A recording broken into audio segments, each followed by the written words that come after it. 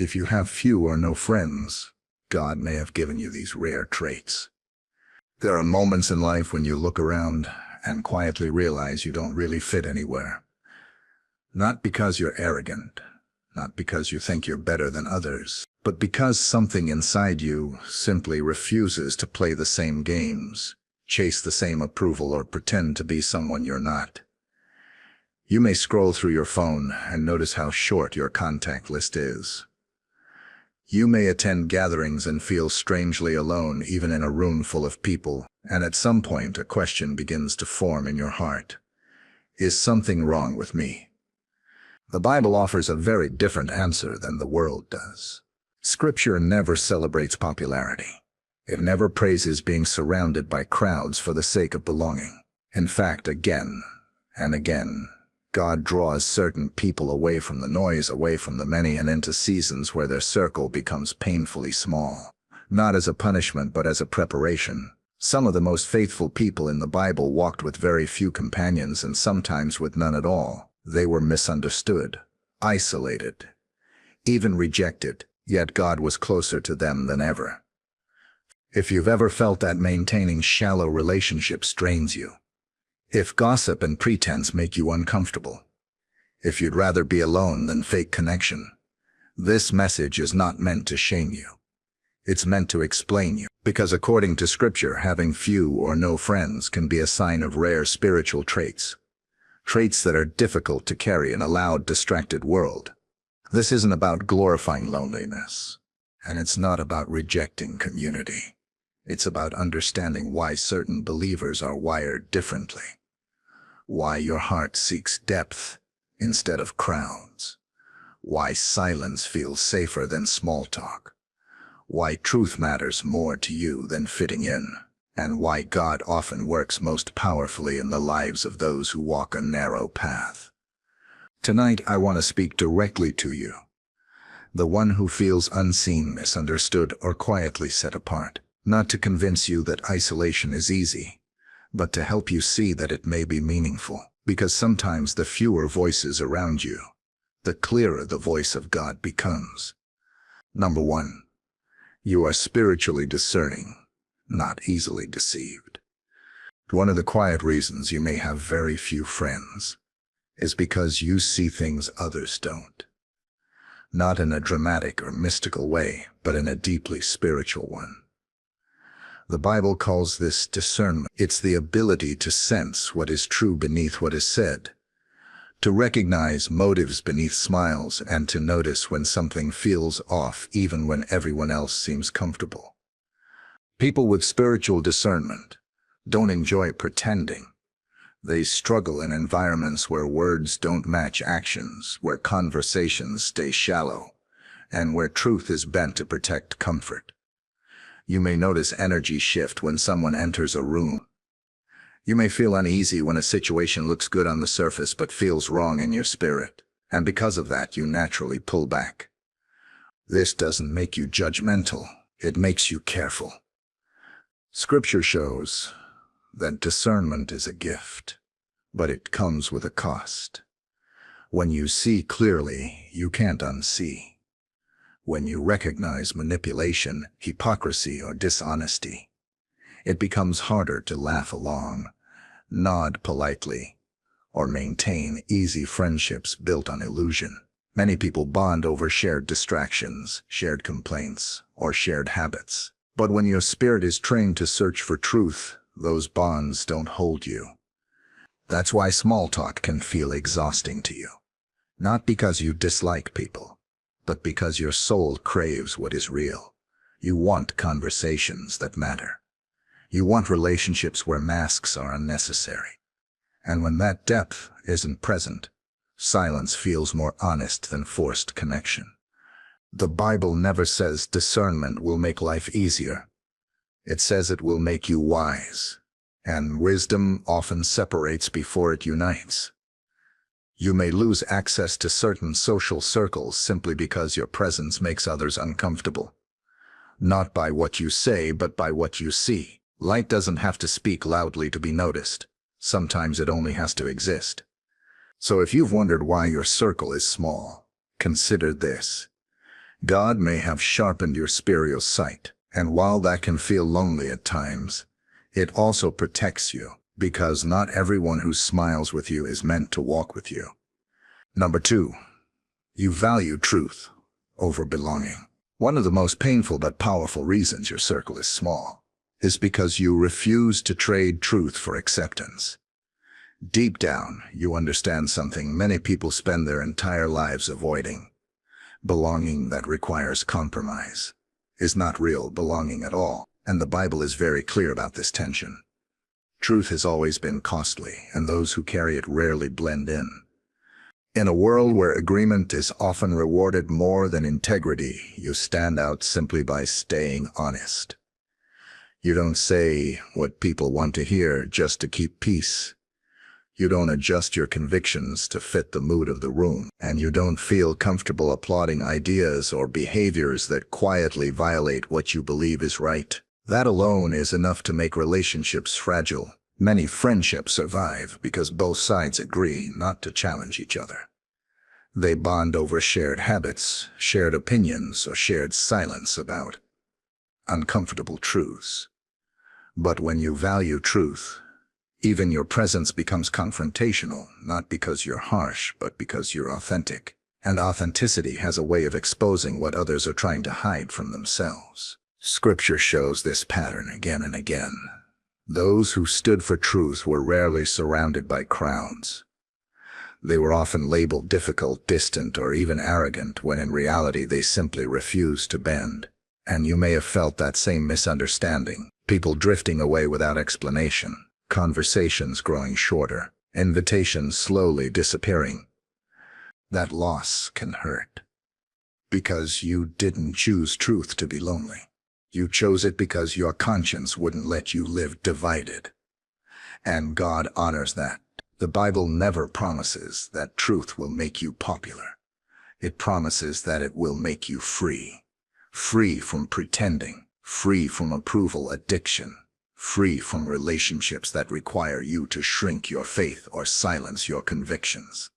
So if you've noticed that choosing honesty has cost you closeness, don't assume you made the wrong choice. Sometimes God allows certain connections to fall away precisely because they were built on something that couldn't survive the light.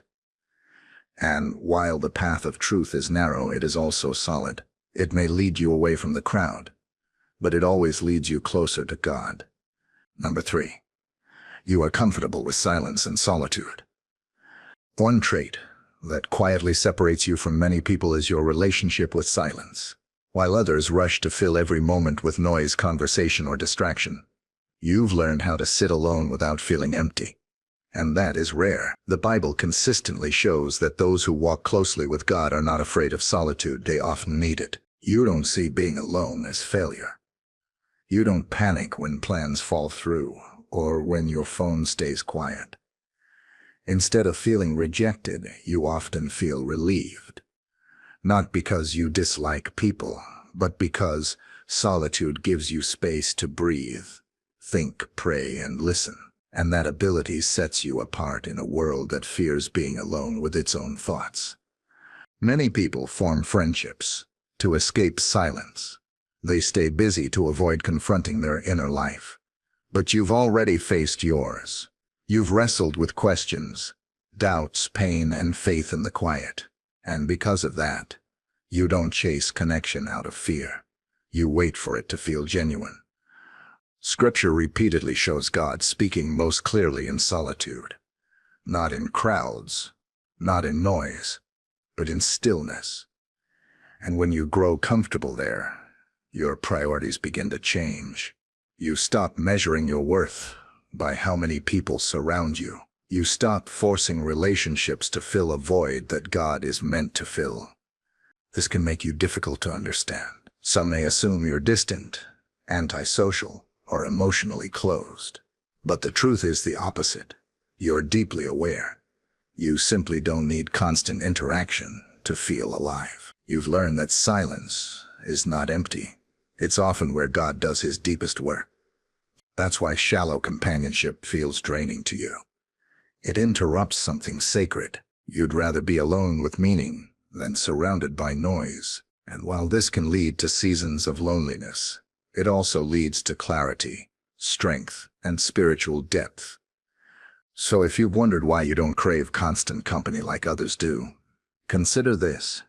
God may have trained your heart to hear Him in the quiet, and those who listen closely often walk paths that few others can follow. Number 4. You have been through deep pain that changed you. There is a kind of pain that doesn't just hurt, it transforms.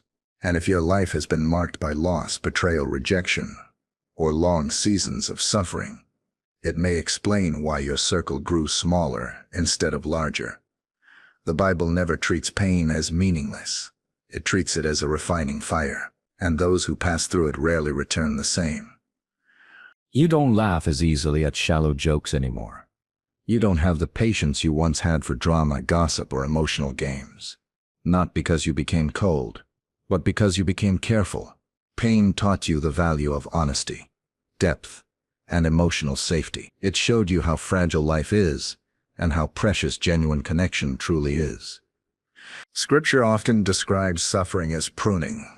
What looks like loss is actually preparation. And pruning always involves cutting away, not just habits, but relationships. Some people were only meant to walk with you before the pain, not after it. When your perspective changed, the connection quietly broke. This is why casual friendships can feel impossible. Now, you've seen darkness. You've wrestled with God. You've asked questions that don't have easy answers. And once you've been there, small talk feels almost disrespectful to what you survived. You don't want to talk just to pass time. You want conversations that acknowledge reality, faith, and the cost of endurance. The Bible shows that those who suffer deeply often become spiritually sensitive. They develop compassion, wisdom, and discernment, but they also become harder to relate to. Not everyone understands your silence. Not everyone knows what to do with your depth, and rather than force themselves to understand, many simply drift away. If you've noticed that pain narrowed your circle, it doesn't mean suffering ruined you. It means it refined you. God often uses pain to reshape the heart, and a reshaped heart no longer fits easily into old patterns or relationships. So if you feel more alone after what you went through, don't rush to fill the gap. Some spaces are meant to stay empty for a season, so God can fill them with purpose instead of noise. Number 5. You don't thrive on surface-level relationships. There are people who feel energized by crowds, constant conversation, and light connection. And then there are people like you. You don't feel fulfilled just because you're surrounded by others. You can sit in a room full of people and still feel deeply alone if the connection lacks meaning. And according to the Bible, this isn't a weakness. It's a sign of a soul designed for depth. You don't want many friends, you want real ones. You're not interested in maintaining relationships built on convenience, routine, or social obligation. You crave honesty, loyalty, and spiritual alignment. And because of that, your standards for connection are higher than most, not unrealistic but intentional. Scripture consistently emphasizes quality over quantity. Genuine fellowship is never described as loud or crowded. It's described as sincere, faithful, and rooted in truth. You instinctively understand this, which is why surface-level relationships feel draining instead of comforting. They require emotional effort without offering spiritual return. Many people maintain friendships simply to avoid being alone. They tolerate disrespect, inconsistency, or shallow interaction, just to feel included. But you'd rather be alone than feel unseen. You'd rather wait than settle. And that choice alone eliminates many potential connections. This can make you appear selective or distant, when in reality you're simply guarding your heart. You've learned often through pain that not everyone deserves access to your inner world. And the Bible supports that wisdom. Not every connection is meant to be close. Not every voice deserves influence. So if you've noticed that you don't click with most people, don't assume something is wrong with you. Some hearts are tuned for depth, not noise, and depth naturally limits numbers. God often builds strong foundations slowly and quietly, and those who are meant for meaningful connection are usually few, but they are lasting. Number 6, you are harder to manipulate or control. One reason your social circle may have quietly shrunk is because you are not easily influenced. You don't move with the crowd just because everyone else does. You don't change your opinions to avoid tension. And you don't rely on people for validation in the way many do. According to the Bible, this kind of spiritual independence is not common, and it often comes at the cost of popularity. When your identity is rooted in God rather than in approval, manipulation loses its power over you. Guilt tics don't work. Flattery feels empty. Emotional pressure doesn't move you the way others expect it to. And people who rely on control, influence, or unspoken expectations often sense this very quickly.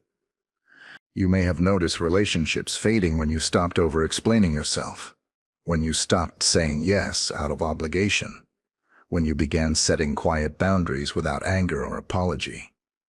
To some, this feels threatening, not because you're unkind, but because you can't be steered.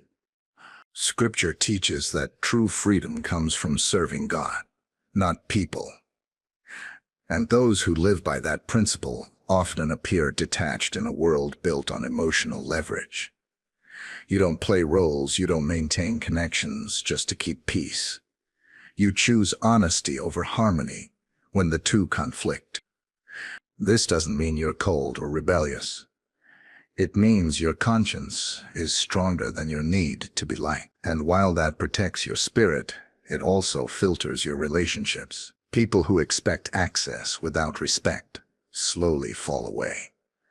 If you felt misunderstood because you won't bend, remember this. The Bible never says strength will be celebrated by everyone. It says it will be tested, and those who can control you often choose to leave instead. Your small circle isn't proof of isolation. It's proof of freedom. Number 7. God is preparing you for a specific calling. When you step back and look at all these traits together, the discernment, the love for truth, the comfort with solitude, the depths shaped by pain, the refusal of shallow connection, the resistance to manipulation, a pattern begins to emerge. According to the Bible, these qualities rarely exist without purpose. They are often signs of preparation. Scripture shows that before God uses someone publicly, He often works on them privately. Before assignment comes separation. Before clarity comes quiet. Many of the people God called were first led into seasons where their circle became painfully small, not because they failed, but because they were being shaped. If you've ever felt as though your life has been marked by unexplained distance from others, it may not be rejection. It may be redirection. God sometimes removes distractions, unhealthy attachments, and unnecessary voices, so His guidance becomes unmistakable. And when that happens, relationships that are not aligned with your calling naturally fall away. This kind of preparation can feel lonely. It can feel unfair. You may wonder why connection seems to come easily to others while you walk alone. But Scripture reminds us that narrow paths lead somewhere specific. Broad paths lead everywhere and nowhere. Your isolation is not random. Your quiet seasons are not wasted. God often builds strength, obedience, and clarity away from the crowd. And when the time comes, you won't be dependent on approval or shaken by opposition, because your foundation was formed in stillness. If your circle is small, it may be because your assignment is focused. God does not prepare deeply for shallow purposes, and those who are set apart early are often entrusted later. So don't rush to fill the silence. Don't chase connection just to feel normal. Trust that the same God who allowed the distance is using it to shape you for what's ahead. Conclusion. If you've been listening closely, one truth should now feel clear. Your small circle is not an accident. It is not a defect in your personality.